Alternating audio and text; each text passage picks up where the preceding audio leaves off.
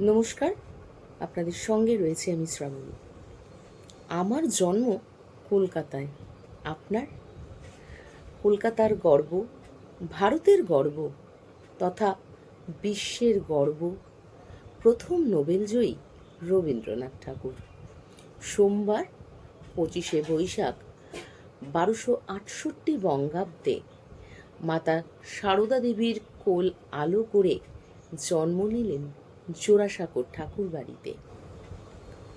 আজই এই প্রথম এই রূপে দেখি তোমারে, হে বন্ধু বিদায়। ওগো কতদিন পরে আমার পথ চেয়ে আছে, যদি তোর দেখা না পাওয়া যায়। সবার ওপরে মানুষ সত্য, হায় আমার এই জীবনে। জীবন আমার সুন্দর, প্রেমের বাঁধন রূপের চেয়ে বড় নয়।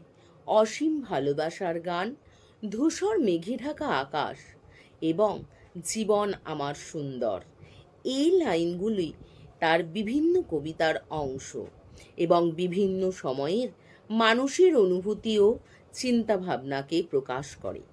1901 সালে রবীন্দ্রনাথ ঠাকুর বিশ্বব্যাপী বিভিন্ন সংস্কৃতির লোকেদের মধ্যে ঐক্যের প্রচারের স্বপ্ন নিয়ে শান্তিনিকেতন প্রতিষ্ঠা করেছিলেন।